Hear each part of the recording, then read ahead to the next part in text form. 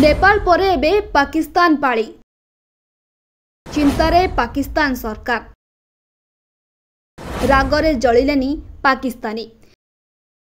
सारा विश्व रे वर्तमान ब्रेकिंग न्यूज रे अछि नेपाल।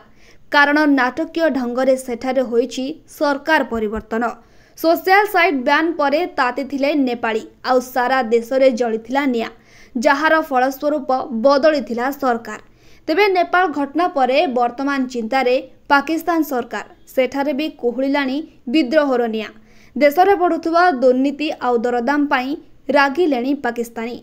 हेले सुजोग को करिसेंती समस्त अपेक्षा। एबेठू भय कलेनी प्रधानमंत्री शहबाज शरीफ।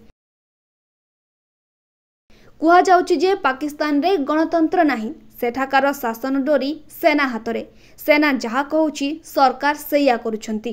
एपरिकी पहलगाम आक्रमण पछरे पाक सेनार हाथ थिला, जहार परिणाम भोगिथिले पाकिस्तानी। भारत पानी बंद करबा परे छारखार होइथिले सेमाने। एहा सह दरदाम वृद्धि सेठारे पालटिछि बड़ समस्या। आईएसआई रो संदेह हेउछि जे पाकिस्तान रे मध्य हेबो नेपाल स्थिति। लोके अतिष्ठ हेलेनी, सेमाने ए सरकार बदलेबाकू करि पारंती प्रयास। व्यापक भंगारुजा मध्य होई पारे देशरे, जहार सुजोग नेबे शहबाज को विरोधी। इमरान खान सेपटे बाजी ओल्टेइबाकू अनै बसिछंती। जदि पाकिस्तान रे एमिति हेले ताहाले आहुरी गरीब होइजिबो भारतर ही पड़ोसी देश।